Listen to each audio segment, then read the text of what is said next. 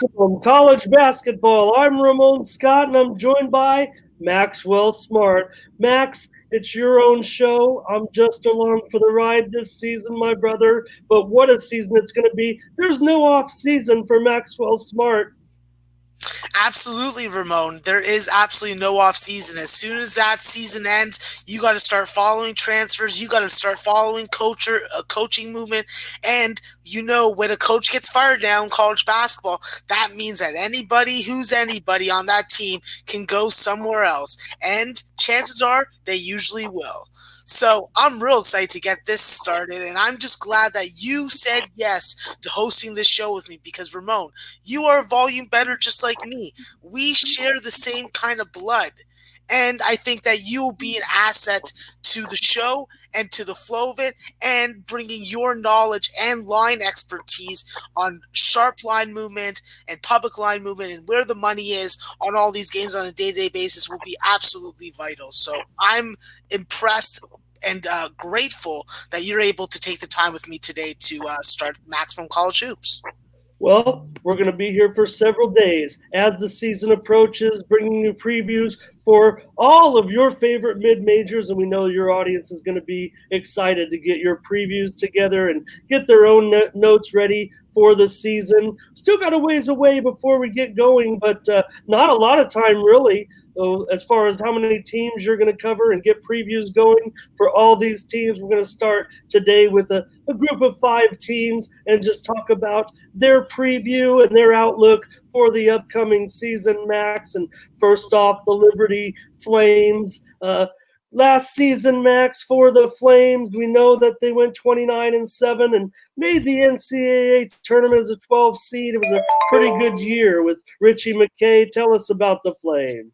Yeah, Richie McKay is your typical coach in the state of Virginia. Likes that pack line defense out of the Tony Bennett School of Virginia Cavalier basketball and has mastered it over at Liberty. Liberty is a very interesting roster. They have one of my favorite college basketball players of all in college basketball, Mr. Scotty James. Scotty James. Yeah, senior forward, 12.6 points per game. He's a double-double guy. He's going to get you on the board. He's going to get to the free throw line. He's going to make his free throws. He is definitely someone that you can rely on and count on in this Liberty lineup. And we saw on a game-to-game basis, whether it was in conference season or non-conference season, specifically the game at UCLA that they won by 13 as a double-digit dog, that this is a guy that takes the game seriously, loves the game, and you see it by his play on the court. Yeah, I mean, James is a guy who can score, he can rebound. Expecting big things from him this year, certainly in the Atlantic Sun. I would think that he's got to be, certainly the top returning player. Absolutely. I think that he's one of the top returning players. I don't think that he's the top. There's some dynamic scorers in the Atlantic Sun, specifically Zach Cooks at NGIT. But I will definitely say that this Liberty team, they play the definition of what college basketball is supposed to be. Team balanced basketball. They get on defense, they play lockdown defense, they get out in transition, and they let the opponent's defense dictate what they're going to do on offense, and that is take it down low or hit it out at the perimeter for a 3. This year, I think they're going to be a little different than they were last year. They do lose Lavelle Cabell, who was 11.7 point per game scorer and a 43% 3-point shooter, one of the top 3-point shooters on the team. I will say, however, though, they do still have Elijah Cuffey and Giorgio Paccio Ortiz, who are both 40% 3-point shooters themselves. So they're not losing that much in it, but I still say that a guy that, a 4-year guy, a guy that's brought a lot of leadership, a lot of vocalization on the court, he's going to be missed. But there's a dude, his name's Caleb Holmesley. He is my X factor for this Liberty Flame team in 2019-2020. We saw at the end of the year, specifically in that tournament game versus Mississippi State, the man went off. He had 30 points. He hit 5 threes. He went 10 for 16 from the field. He has areas of improvement I'm not going to say he's a perfect player. The guy has to improve his fouling. There was lots of occasions where there were times where he wasn't on the court when they needed him most because he was in foul trouble. And the free throw issue has to be amended. You cannot shoot 62% from the free throw line and be an X factor in my mind. So this is a guy that definitely showed at many parts in the season that he was up to play. 16-8-4 at versus Kent State in the Commodore Classic. He had 21-5 and 2 steals in the game against UCLA in the 73-58 win. And in the last 19 games of the season, he had 16 double-digit scoring games. So I think that this year, Caleb Holmesley is going to be the next guy that steps up. He may overtake Scottie James for the leading scorer on this team. Well, those were 2 players that they had to count on considerably last year.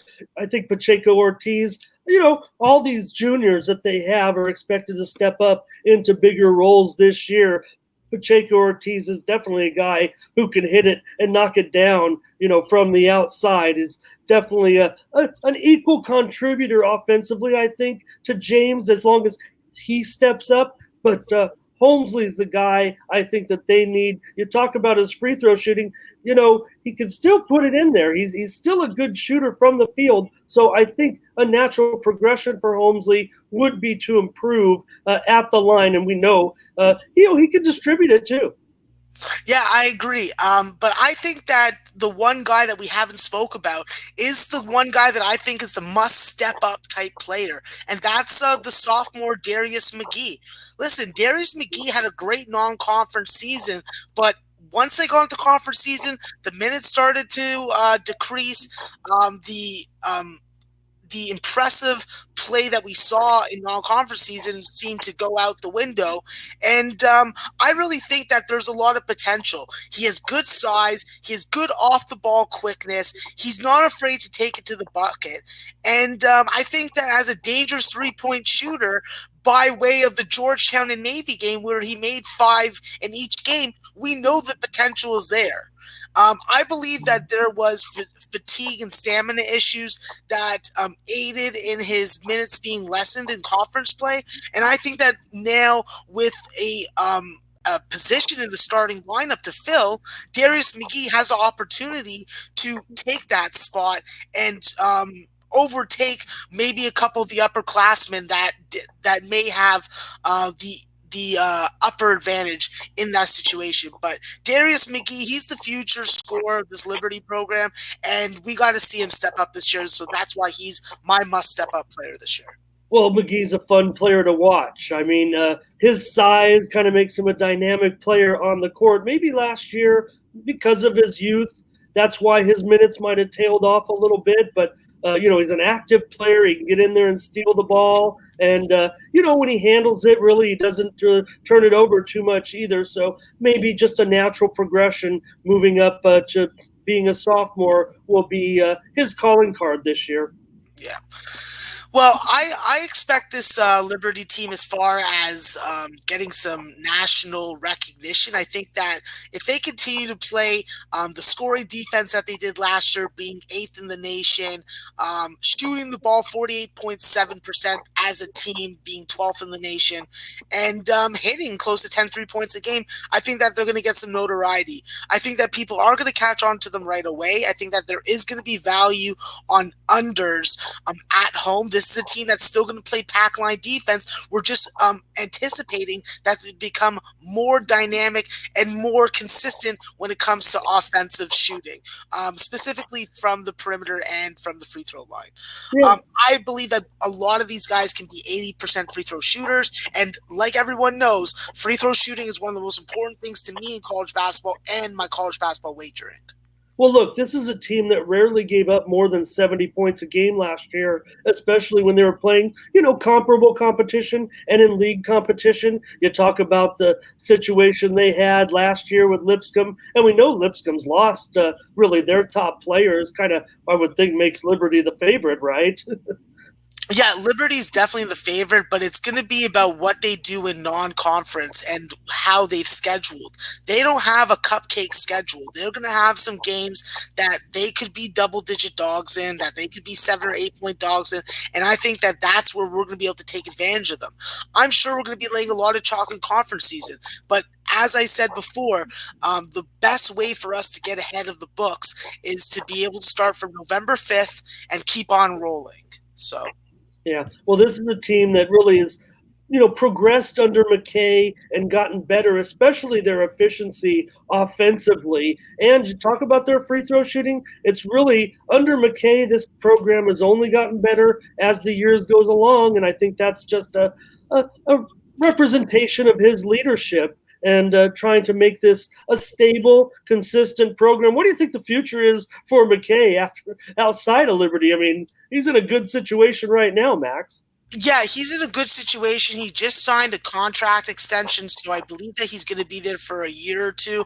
But what happens in the coaching tree from Tony Bennett and the pack line defense? Guys get picked and poached up. Listen, Casey Alexander has that beautiful year at Lipscomb.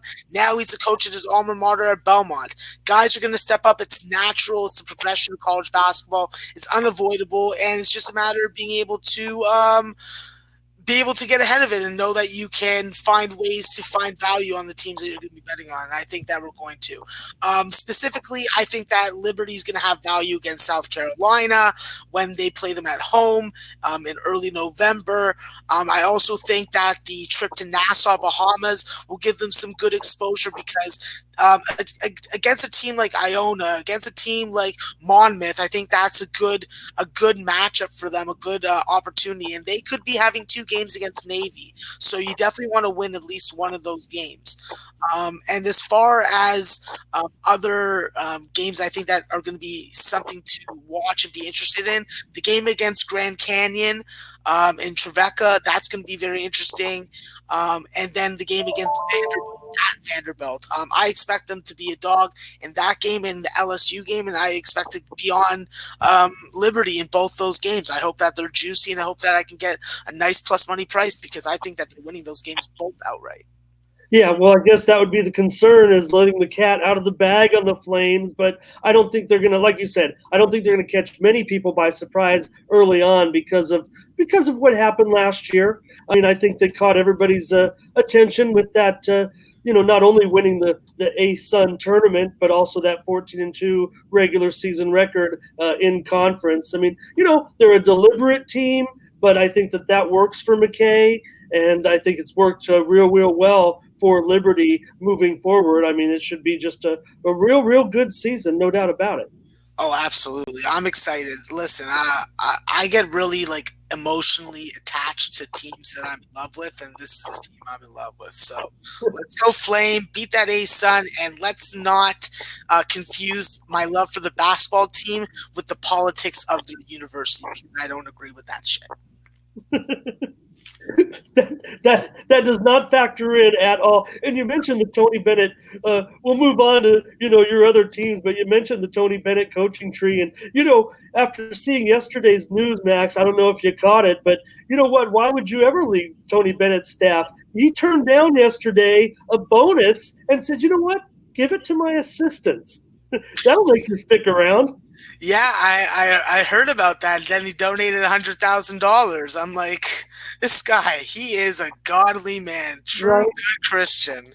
You win a national championship and share the wealth with all your guys. I mean, maybe that's kind of a tease a little bit. Hey, don't leave my staff. I'll keep you paid. I mean, Virginia, obviously. We'll get to all those. We won't even talk about those teams. These are Maxwell Smart teams right here. So is that all you got on the Flames, brother? You want to keep rapping about them? We'll keep moving on. I definitely want to just highlight the fact that this is a team that has so much depth. And I believe that this is going to be the year that Myo Baxter-Bell and Keegan McDowell will step up and really show a defensive prowess and the defensive contribution that you really want from them. This is a team that Liberty has to be playing 8 to 10 guys each game, and each guy's got to be able to contribute in some tangible way. I think it's going to happen. I think that they're destined for the NCAAs again, and barring any kind of unnecessary injury or any kind of expulsion or suspension from the team, I think that we're going to enjoy watching Liberty, cashing on Liberty, and enjoying Scotty James in his senior year. So. Hope everybody's taking notes at home on those Liberty Flames. We got a 5-pack. Those are the preview of the Flames. Let's continue to move on. Take a look at the University of South Florida Bulls, Max. What do you got on the Bulls this year? Listen, we saw what these Bulls did, like these Bulls, they're no joke, they got to the postseason, they got to that CBI freaking championship, what can we really say about this team? This team played fantastic. This team showed extreme diversity in quality of play. I'm very impressed with this South Florida team. I don't think a lot of people are as high of them as I am, but when you watch the quality of player that these guys have, it's just it's just great. The fact that they won the CBI championship just highlights the fact that this is an up and coming team, and they're deep. They got a impressive starting five. Like this team in the starting five just makes a short person happy inside. Like I'm going to go through the starting lineup, specifically the front court. Alexis Yetna is no goddamn joke. This is a big man. This is a dude that can freaking score different ways around the bucket, and he has double-double, 20 and 10 potential written all over his face this year. He is going to be a dominant player, and if he develops a three-point shot, my goodness. Like, the one area of concern, obviously, is free throws. He's a 62% free throw shooter, but he hit double digits in 5 of 7 postseason games, including a 26 and 13 point game against DePaul in that overtime game. He did have 18 and 10 in Utah Valley in one of the preliminary games and 4 double-doubles in the CBI tournament altogether. He's a double-double machine, and if he develops a three-point shot like I've been watching film of him in the summer doing, I think that he's going to be one of the biggest, most dangerous, hardest to guard players in the American Conference. He reminds me of Montrezl Harrell. That's who he reminds me of. He has that type of potential. And the one knock on him is that he needs to play better against top-tier teams. During conference season, there were times that he had foul trouble. There were times that he wasn't getting involved in the offense because he just wasn't moving around and understanding what the defense was doing to stop him from getting to his spots. I think also with another year of development, Michael Durr at center, he is a beast. Those two big boys on the inside together and operating as twin towers can be so critically important and vital to a South Florida team that, let's be honest, they're not a good shooting team. This is a team that shot 43% as a team last year, which was 251st in the nation. They only lost TJ Lang and his 5.7 points per game from last year. So when you look at it, they got to improve the three-point shot. They were 233rd. They only shot 7.2 out of 33 attempts a game. That is unexplainable and outrageous, and that is not going to do it for me. The free throw percentage, 64% as a team, that has to raise at least 70% for me to have faith in them. But I have faith in this team. David Collins is a junior now. He had a great sophomore season, 15.9 points per game. He is going to be the leading scorer of this team. And LaQuincy Rideau, he is now the old man. He's got the gray in his beard. He's got the freaking ID to buy the liquor. And you know what? He's got to be that leader on the court also. He's got to improve his free throws. But I see all these guys taking steps forward. But my guy that I am most excited to see take a step in development is Justin Brown. Justin Brown's a 6'6" guy. He's a swing guard, combo guard, small forward type guy. He is the three-point shooter on this team. He's the guy that's taking progression. He was a 31% three-point shooter. Now he's a 35% three-point shooter. I expect him to step it up and be a 40% three-point shooter this year. I expect him to be attracting all those I expect him to be the beneficiary of all those double teams that will come to Collins, that will come to Alexis Yetna down in the freaking low block, and on Michael Durr when he starts to show his offensive prowess. But this is a kid that showed versus Austin P that he could hit threes. He hit 5 versus Austin P. He hit 4 versus UCF. He hit 4 versus SMU in conference play. He has size. He's a good free throw shooter at 76%. He can be sneaky, and he can use the spearhead the second unit. They need a guy that can make shots on that second unit because you're not playing with a lot of depth. Like, I'll give it to Castanado and Mayan Klur and Antun Marasevic, but like, they're not the kind of bench players that are going to make that difference. So improve the shooting, improve the shot selection, and get your big men more involved in this offense. And this South Florida team can be good to bettors, they can be good to the fans, and they can be good on a national stage. We know it's a team that can rebound, no doubt about it. I mean, especially with Yetna. And I don't think there's any problem. Yes, the shooting percentage, especially at the free throw line, does bother me because they're a team that gets to the free throw line, so they have to convert. And that was a lot of the problems when they ran into that trouble they had in conference play, Max. I mean, everything was looking good really for the first half of the conference season, but you're talking about a young team. And when they didn't convert from the line, it kind of held them back a little bit. But we know Yetna, he can shoot it from the field for sure. You mentioned wanting to improve his three-point percentage, but I still think for a freshman with his size, his 37% three-point shooting percentage was still very, very strong, and we know he was a good shooter from the field. As far as Rideau is concerned, I mean, you're talking about a guard that is one of the best defenders really in the country. I mean, this guy was one of the top guys for steals last year in the entire country and distributing the ball too. I mean, his assist rate was one of the top ratios in the country, if not in the top really top 10 guards. Yeah, no, I agree. I agree with you there. Like, the fact that he was named the Defensive Player of the Year definitely screams that. Leading the conference with 2.9 assists, having 5.4 assists a game, yeah, that definitely highlights everything you just said there. But the reality is, you got to have those other 3 guys around you step up and show that natural progression, show that development by Brian Gregory. Otherwise, his efforts are going to be in vain.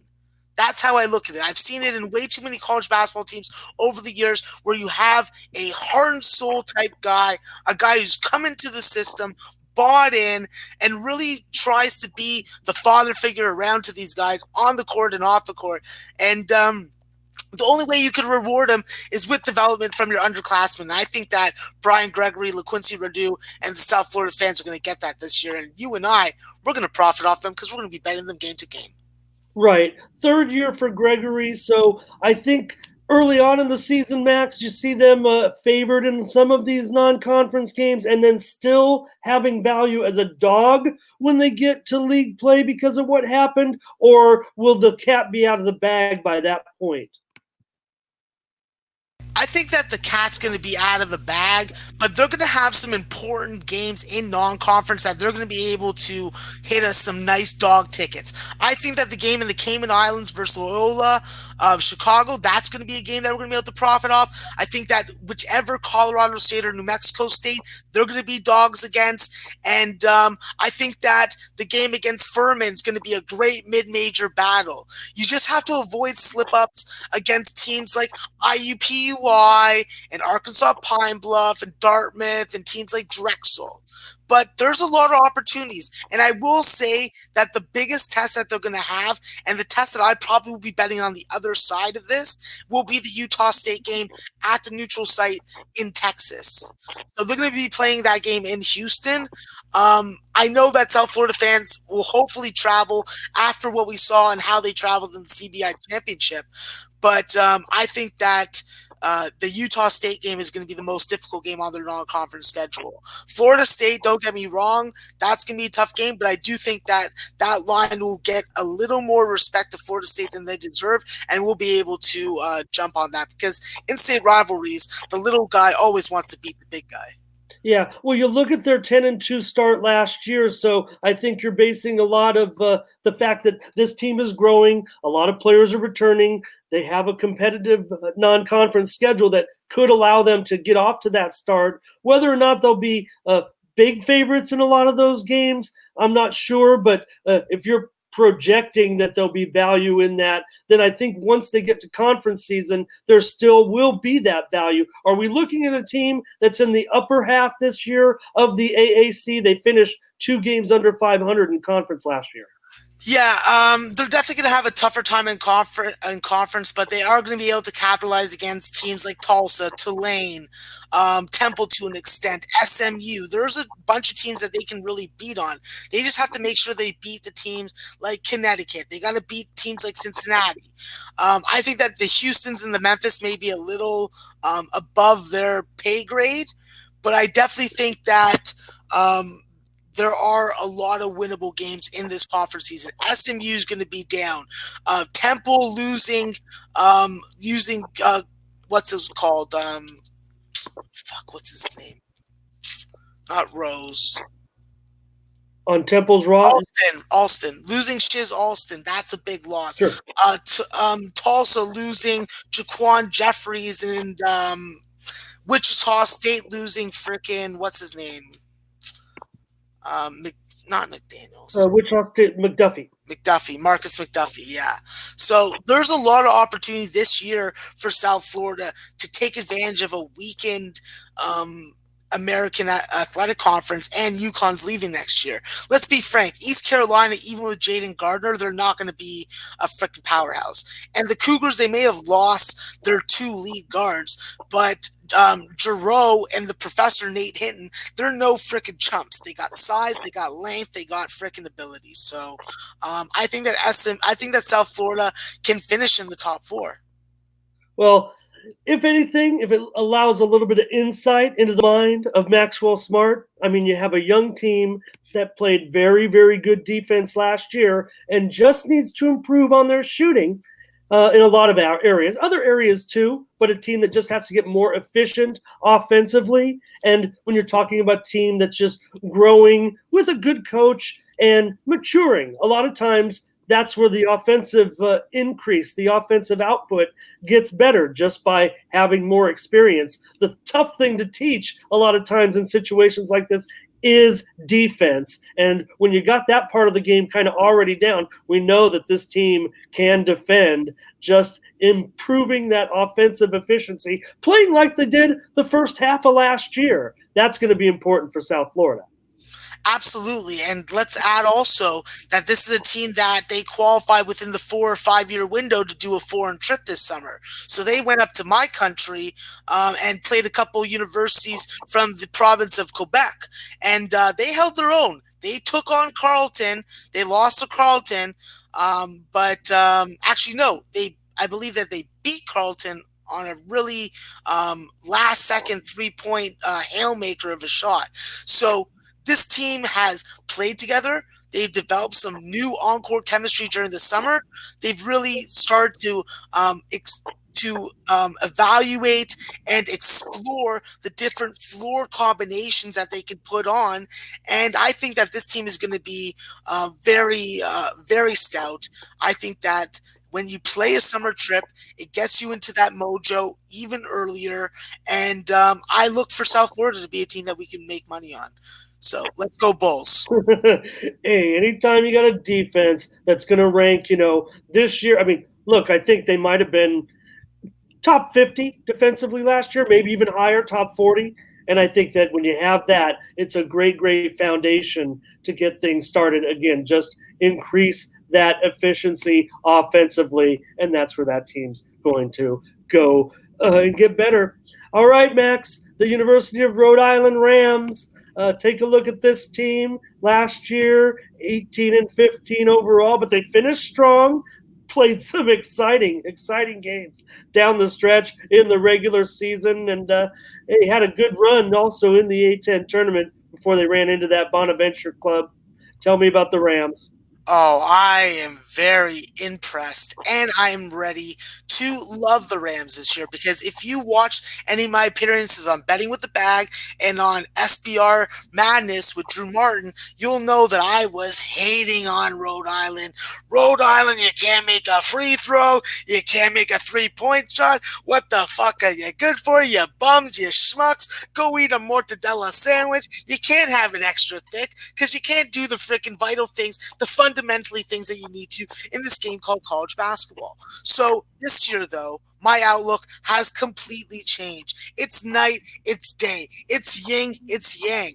I got great expectations for this Rhode Island Ram team. First off, all the key pieces are still there. You return 5 starters, you add great recruiting class. David Cox, this is what he did when Bobby Hurley was a coach. He did the recruiting. So I'm liking this right now. First off, let's talk about the number one guy that they recruited. Obi Toppin's brother of the University of Dayton, Jacob Toppin, has signed with the Ram. This is a kid that's a big-time shooter. Great size, great length. He has a tremendous skill set. He has a high IQ, comes in with a strong basketball pedigree, playing at Woodstock Academy because he played a postseason graduate year. So I think that he's ready to step in. He's a high ceiling, and he's going to have a tremendous impact on this Rhode Island starting lineup possibly, or possibly coming off the bench playing key minutes.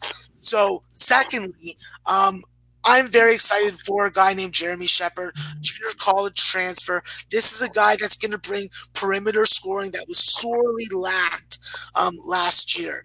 This was a team that was dead last in the NCAA with a 28% three-point shooting percentage. That will have to change this year, and I'll talk about that in a couple minutes.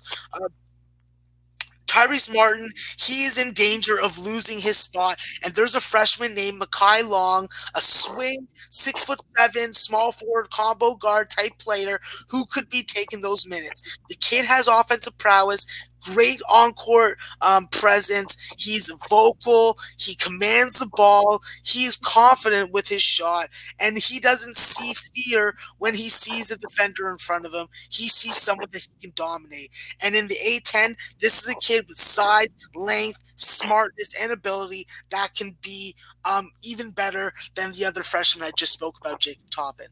So, As far as an X factor, it always goes down to the big man, Sigel Langevine. He is the X factor. 18 double-doubles. He's a low post scorer. Needs to get to the line. Needs to be shooting a better free throw percentage. But he has some very, very impressive spots. And simply feed him the ball, and he will produce offensively for you. We saw Dayton play Rhode Island, and they lost 77-48. Well, about 2.5-3 weeks later, there was a revenge game, and this Langevine, son of a bitch, came out 12 for 24, 26 points, 8 rebounds, 3 blocks, 2 steals in a 72-70 win. Use him more. Do I have to say it again, Ramon? Use him more. Well, a guy who knows how to get to the line, there's no doubt about it, and only shot 60%. So that's got to improve. You mentioned the three-point shooting for this team and how you tell us about how they're – are you going to tell us how they're going to improve? You said we'll get to that in just a moment. But, Max, to be as dismal as they were from three-point range last season, they started to heat up at the end, and that kind of got them on that little run that they did. But, man, that has to be improved. You can't be shooting – 28%, like you said, and expect to make the improvements that are expected. Yeah, absolutely. And it comes down to my must-step-up player for Rhode Island, and that's Fats Russell. This Jamope, and I'll call him a Jamope until he learns to shoot better than 22% from the 22%. Because this is a quality talent. This is a kid that we've seen wow us. He disappeared for a couple weeks during the season. I did not know what was going on with him, but he came back strong on that Dayton 72-70 win with a 23-point game. He followed that up versus St. Joe's and UMass with 41 and 27-point games respectively. That is what I expect of Fats Russell, a guy who's going to take it to the bucket, he's going to get to the line, he's going to make his free throws. This is an 80% free throw shooter. He has to be able to hit over 80%. He has to play better on the road than he did at home. If you look at the splits, there's a significant difference in shooting percentages and production. That has to change. Fats Russell, he's the guy that needs to step up for this team. We all look at paper, we all look at him, we all watch him on film, and we say, this is a kid that can be better. Too many turnovers. 2.3 a game for a guy with the ball in his hands, as much as he's going to have the ball in his hands, and as much as he plays 34 minutes a game, that is unacceptable. He has to learn the difference between over-aggressive ball defending and solid guarding the ball. There is a difference. He has to learn it. I have faith that David Cox has taught it to him over the summer. So, go ahead, Max. So, and then it comes down to the floor general. When you don't have when you have a floor general who can distribute the ball, who takes good shots, who makes good decisions in getting the ball to the open guys, Jeff Dowden has room to grow.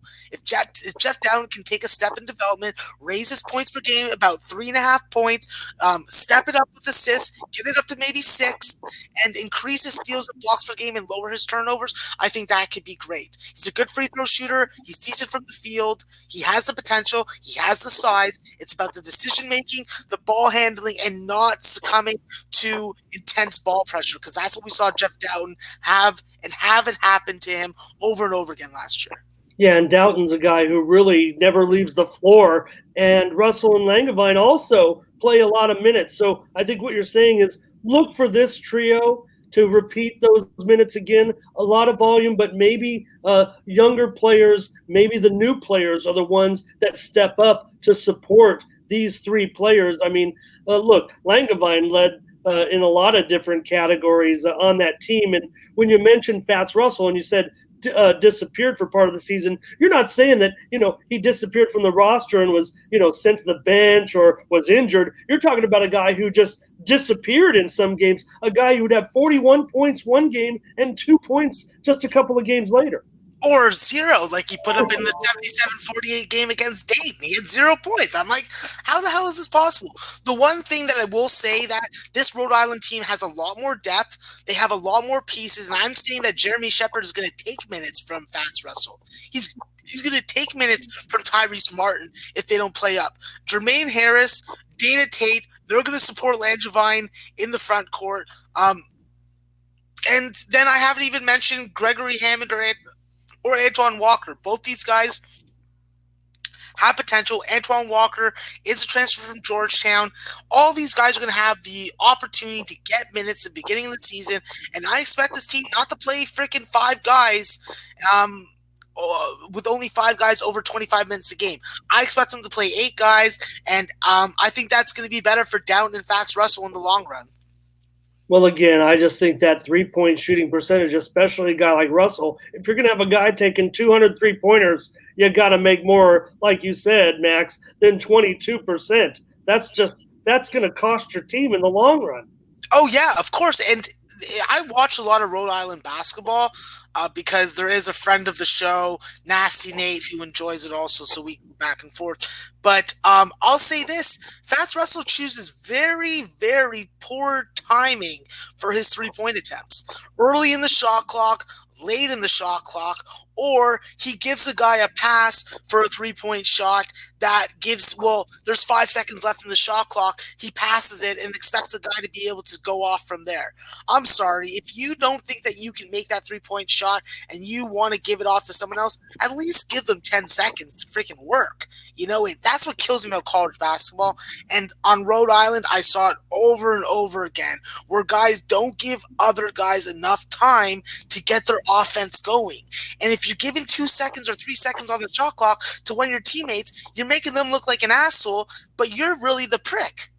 So, Max, they're a team that played pretty well defensively. I think that's Cox's blueprint for success, and I think they'll get better defensively. But I think that that's really kind of what you might be banking on is the consistency, I think, of their defense. It was still pretty darn good, especially limiting opponents' field goal percentage and their perimeter defense as well. I mean, that's kind of the strength of the team. Yeah, no, absolutely. They definitely played a lot of good total games. There were some games where I saw 142 and I'm like, oh yeah, oh that's gonna hit, that's gonna hit. Well, it didn't hit the over, the under hit. So I've learned some things about Rhode Island also, and I will also point out to you, Ramon, they do have a very challenging non-conference schedule as well. They have a visit to West Virginia. They have They beat them last year. yes, I understand that, but this year I believe West Virginia is heavily improved. West Virginia, the game against LSU where the fuck are they playing that game? They're playing in Jamaica. They're playing LSU in Jamaica. They're playing North Texas in Jamaica, even though North Texas may be a little weaker. They have a game against one of my favorite Northeast teams, Manhattan University. So I'll be looking to get on the under in that game as long as it's not 104.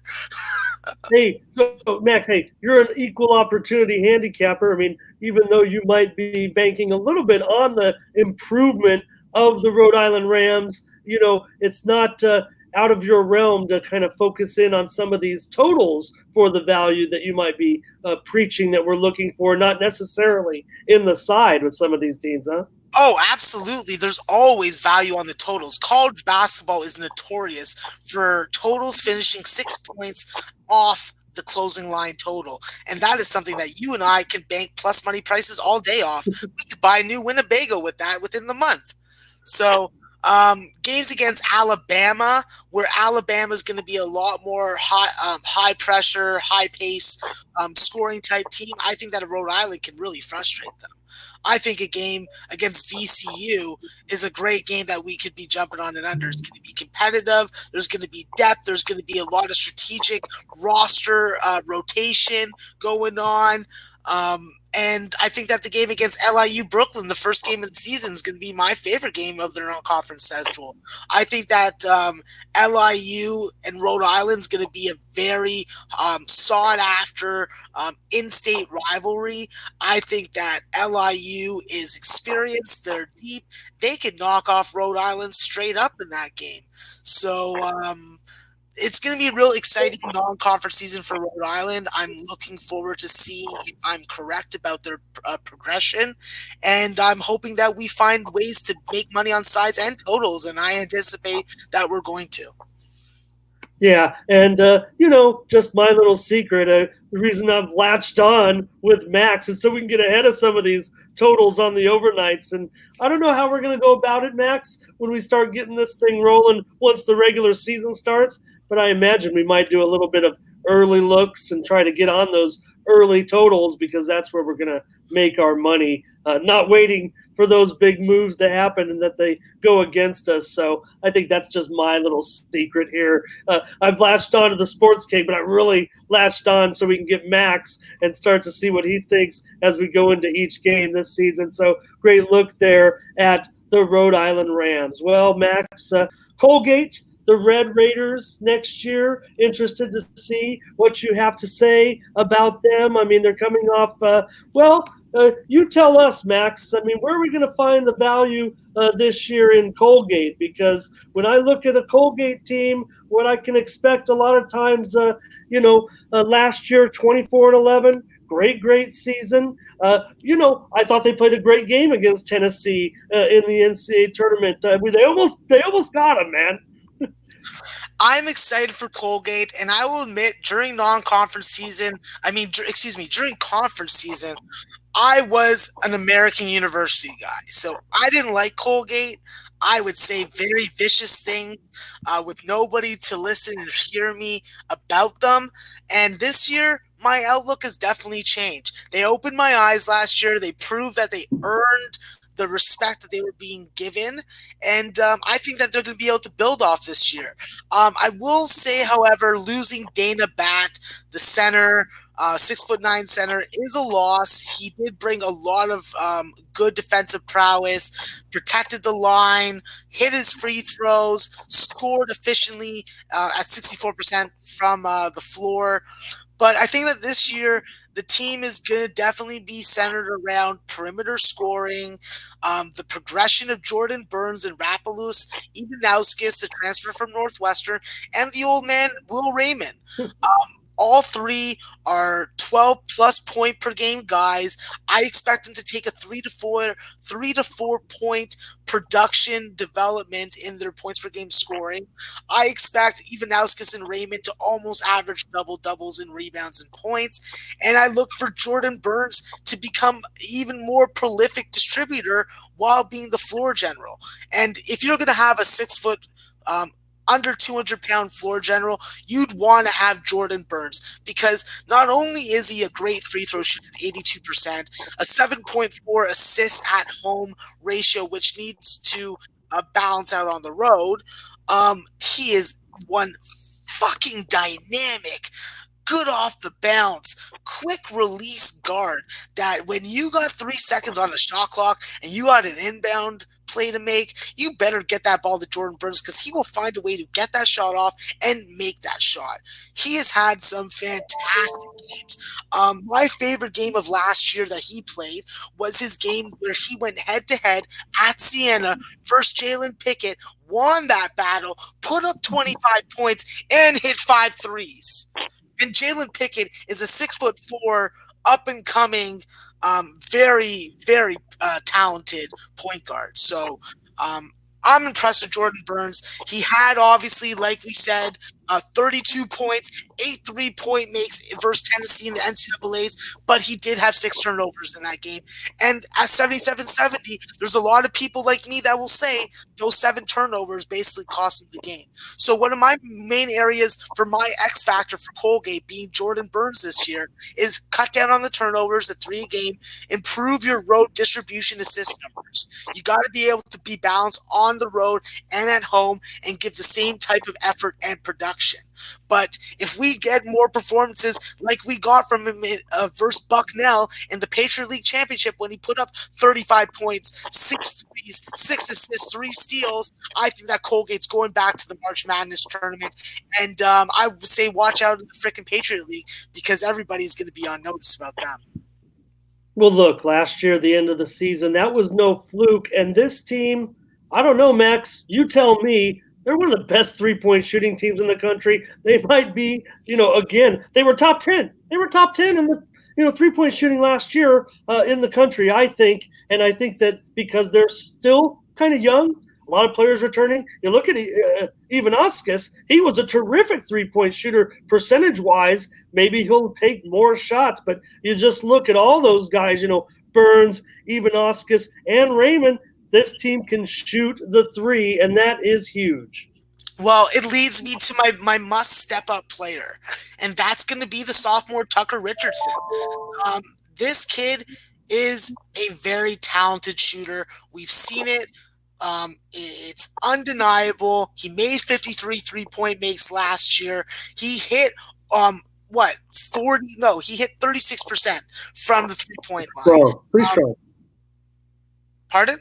Pretty strong. I mean, just up and down the line, the whole team. And with Richardson being a freshman, I just said that's pretty impressive to be a 37% free throw shooter as a freshman, especially as much playing time as he gets. Yeah, he's a staple in the starting lineup.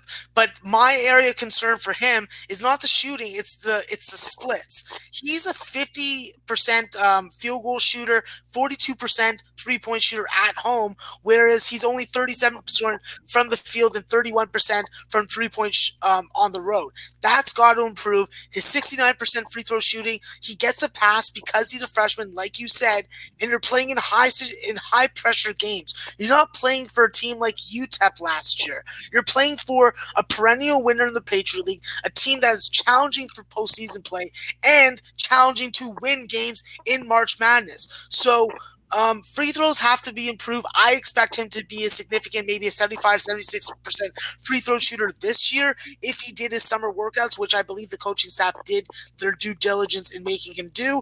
And he's got to lower the turnovers. He can't have 2 turnovers a game for the amount that he handles the ball and the amount that he has the ball in his hands. It's just not efficient. We've seen the best. We've seen the best of him, but we know that there's more yet to come. The game against Holy Cross was a perfect example, as well against the game against Lehigh. He had 20 points, 4 3-point shots, and 6 assists and 2 steals against Holy Cross. And against Lehigh, he had 17 points, 5 threes, 4 assists, and 3 steals. He has good size. He just needs to get a little stronger, and I think that he can be a force in the Patriot League because of his size, quickness, offensive IQ, and ability to get to spots on the floor and get open for shots. Well, Colgate, obviously a great season last year, along with Bucknell. But I think the expectations are, especially with Ivanauskas, one of the top players certainly in the conference last year as a sophomore. I mean, progression, as strong as they were, progression's expected. Yeah, I'm actually very excited.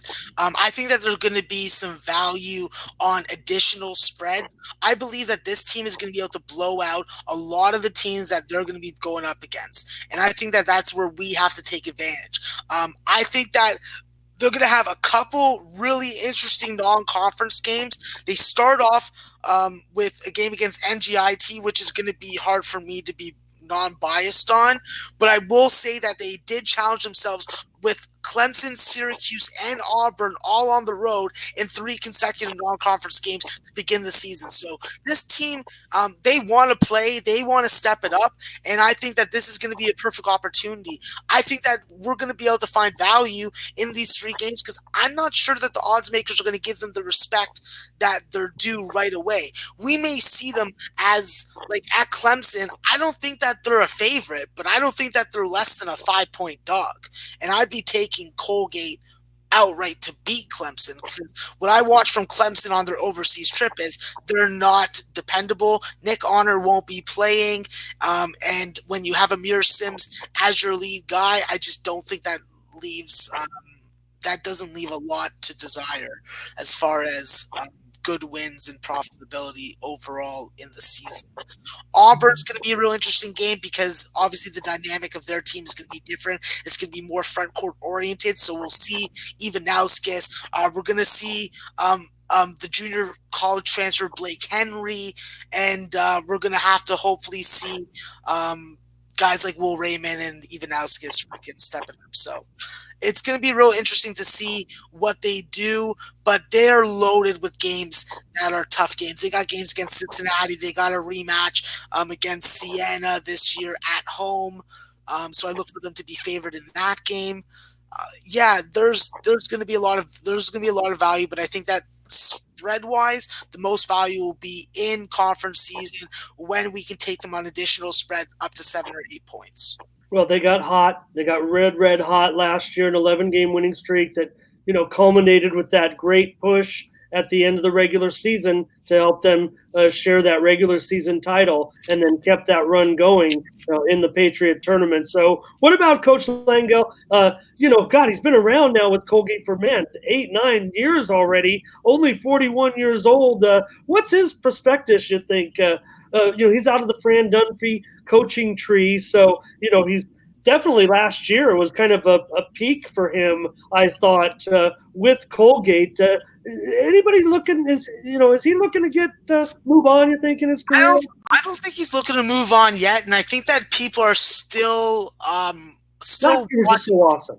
Yeah, they're still watching to see what he's capable of, because once this round of players goes through, it's going to be really important to see him develop a similar winning type team to how this Jordan Burns, Ivanauskas, Will Raymond team has been the last couple years. I think that's going to be important. I think if he can do that, and Tucker Richardson is the focal point of that building, that next group, I think that he will get poached up by someone else. I think that he will stay on the East Coast because that's where the majority of his recruiting winners have been.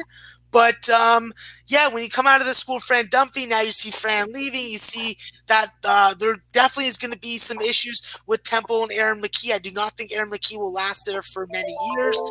There's always the opportunity for him to go back and be maybe coaching back with the program again. So with these coaching decisions, it's so hard to find information.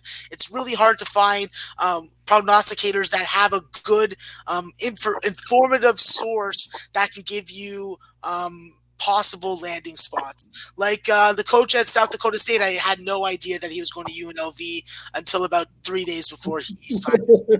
So. Well, it's just interesting to me because Langell is a team that, always a great shooting team. And I think that's what, programs sometimes look for. We know that the defense was okay for Colgate, and I think that they weren't overly spectacular, but I think it was enough. And I think they will improve there. I mean, there's just some areas that they need to improve. I mean, obviously, protecting the basketball, not turning it over. I think that falls on Burns. We know he can distribute it, but I think that the efficiency there, maybe getting that rate down a little bit, is what's going to be important for them, especially in the non-conference schedule. I think the conference schedule is fine for Colgate as far as what they did last season and might be what's expected this year. The non-conference games are going to be tougher. But do you have Colgate on top of the Patriot League, Max? Yeah, I think that Colgate's definitely going to be on top. I think that they're head and shoulders better than everyone else. I think that Lehigh definitely will be a challenger.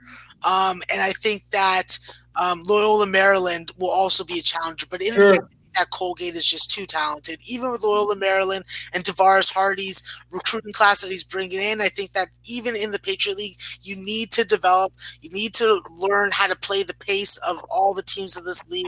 And I think that Colgate will still be head and shoulders over the rest. Okay.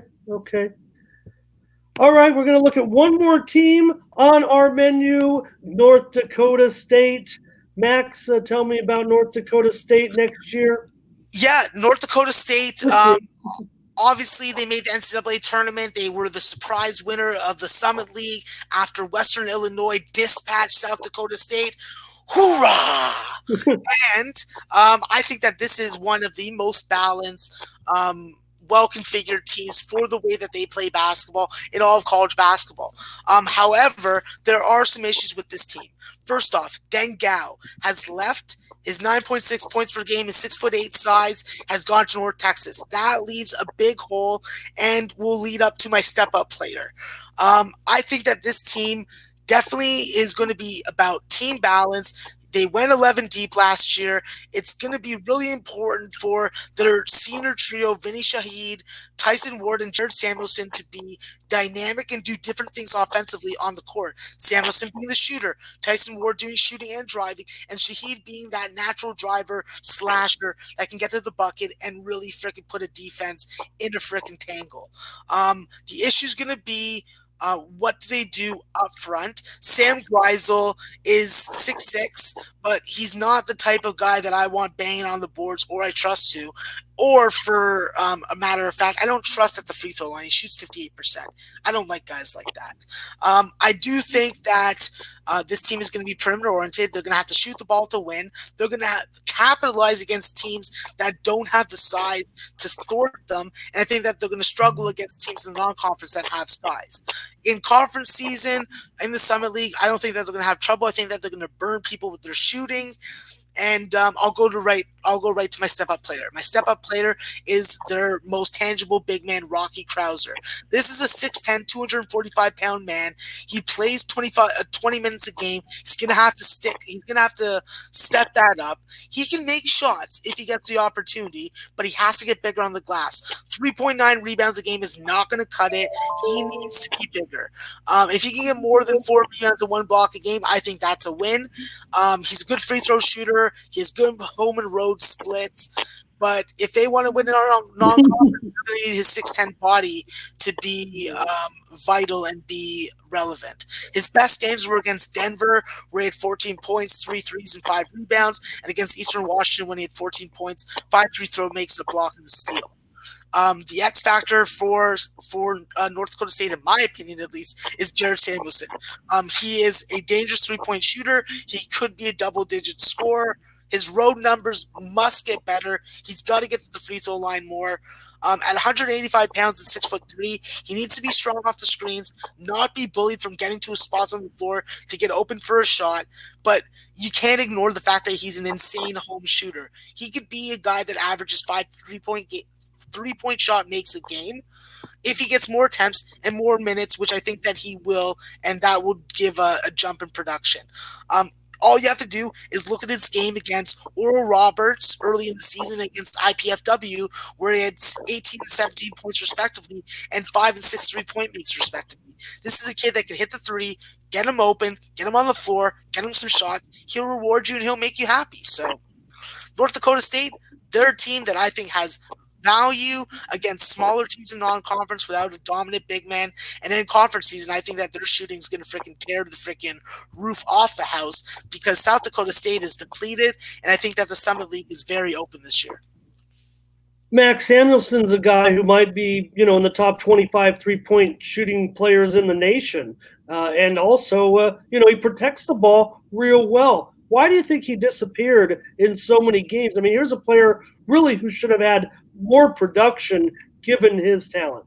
So I definitely I definitely pointed out to what my suspicion to that aspect was. He gets bullied off his spots. He's a guy, if you watch in warmups, he goes to the same spots and shoots the ball. That's where he wants to go. He has spots on the court when he goes. And if anybody's watching film, and we know that team managers are very stout to finding these angles, well, if you can get to a guy's spot and stop from getting there, well, he's not going to be that aggressive in calling for the ball. And that's Jared Samuelson's problem. If he gets a little more vocal and wants the ball more and calls for the ball more and develops more spots on the court where he can turn around, catch, and shoot, I think that he's going to be dangerous. But I think that it all also revolves in how much ball rotation and what the opponent is doing. If the opponent is very low post scoring oriented, I think that in transition, that hurts Samuelson's chances of getting open shots and getting opportunities. And against slow-paced teams, he also has trouble. So I expect him to make improvements this year in those areas just because it's impossible to ignore and not see it on film. And Max, with Dingo leaving, this is a team that had big-time problems rebounding the basketball last year. Where's the rebounding going to come from? I mean, he was a good rebounder. He was the team's best rebounder. My concern is, where is the rebounding going to come now? Yeah, the problem is the only thing. Well, they recruited Jordan Maydanger, but he had a career-ending injury, so like his 7-foot body's off the table now, and they had to resort to the JUCO route. They got Tyler Wiltz. He's 6'10" and 250. I expect him to be significant. I expect him to take minutes from Rocky Cruiser if he doesn't step up. So I think that they have an adequate backup and an adequate replacement for Dengao. I just don't think they're going to get the offensive production from him. They'll get the defensive prowess and the rim protection, though. Yeah, and this is a team that really, protected the ball well. I think that's one of the strengths of North Dakota State, not turning the ball over, but some big-time problems defensively. Is that where Richmond is going to look to try to strengthen the team, shore up the team? They have to get better defensively. Yeah, I think they do also, but I just don't think that I don't think it's possible with the makeup and the quality of player on the roster. I think that they understand that they have to live by fast pace, high shot volume, and they got to make shots. I've seen teams like this in the past where they have the same kind of elements, and it never works out in the end. You have to stick to what is beneficial for you, and if an opponent is trying to pull you into their game, you have to be able to pull out. Yeah, and pardon me, what do you think about their prospectus in the Summit? Obviously, last year, things could have went better, but I still think they finished pretty strong, kind of power rating wise. No one was going to catch South Dakota State and Omaha last year. Yeah, no, I think it's wide open for them to win it this year. I think that you have South Dakota State is obviously down like we have. IPFW lost John Conacher. I think that the challenge is going to be from Omaha, even though they lost Mitch Hahn and Zach Jackson, and from South Dakota. South Dakota is the biggest threat. I believe it's South Dakota and North Dakota State. One of the two will win the Summit League. I'm not saying the tournament. I'll say the Summit League conference.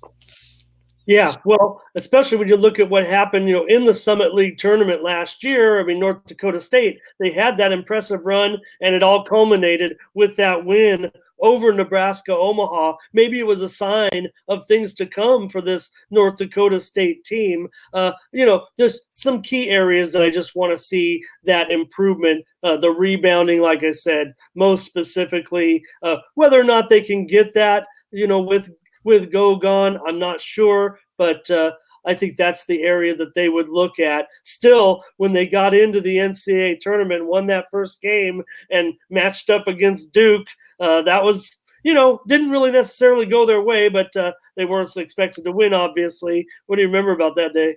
Listen, they fought. They went up against a superior opponent. They used their experience in playing college basketball. They played team balanced basketball. They weren't able to win that game. I don't hold anything against them. I think that this is a team that, matchup-wise, that's how we look to attack. We're not fans of the team. We're trying to find angles and edges to bet on them. And my edge for this team is going to be additional game totals. I think that early on we're going to be able to hit lines, especially on overs with this team. I think that in addition, team totals and live betting is going to be vital. If you can bet on these teams live, I think that we're going to have a lot of profit coming our ways because just by their roster makeup, it has to be high-scoring offense to win games and to cover spreads. Well, no doubt about it. That's been the recipe for this team under Richmond. Just a lot of great offense, not turning it over. That's the key. But again, and they shoot the ball well from the free throw line, so that's always going to be important for us bettors. So I think that's kind of a big key. Oh, yeah, 100%. When you're hitting 77% from the line and 9th in the nation, you got my love. I'm like, praise to you. Thank you for hitting free throws. The easiest shot in the game that every basketball player should be able to make is the free throw. There's no pressure there. Stand. Put your arms up. Score the basketball, please. Well, Max, they told me, Jay told me to keep it under an hour. Keep it under an hour here on the Sports Keg Network with Maximum College Hoops. But you know what? It was our debut show, so it's okay if we went over a little bit. We had a 5-pack of teams, and we're going to have previews of really the rest of football season, if you will, just getting everything together and getting organized, getting started. Max, tell me what you got for future episodes of Maximum College Hoops. Yeah, no, there is a shitload of teams that I have narrowed down on and found ways for us to cash on. So we'll be talking about teams like Temple. We'll be talking about Ionas. We'll be talking about Fairleigh Dickinson and Hofstra, Montana, Eastern Washington, South Alabama, one of my favorites this year. There's just a shitload of teams from region to region. I show no bias, west, east, south, north. We're going to hit them all. We're going to find ways to make money on them all. And of course, Ramon, you know what I do with a bunch of my winnings. I take them to the local adult dancing club, and I support local dancers because they need our dollars to continue with their high-style lifestyles. Well, fortunately, with Maximum College Basketball, it's maximum mid-majors and plenty of opportunities to cash. This season, we'll be going through all these teams in the days to come with Maxwell Smart. Thank you so much, Max. It was a good debut show. I think we'll get better, but I don't know if the information that comes from you can get much better. And I expect the same thing on each and every show. Oh, absolutely, Ramon. It's a pleasure doing the show with you. I couldn't have asked for a better host. I couldn't have got a better freaking volunteer. And you know what? I'm going to use you up because you are sweet goods. So let's end off the show for today. Let's do a couple more this week. And let's take away a little bit of this football attention and put it on college basketball because, let's be frank, college basketball rules.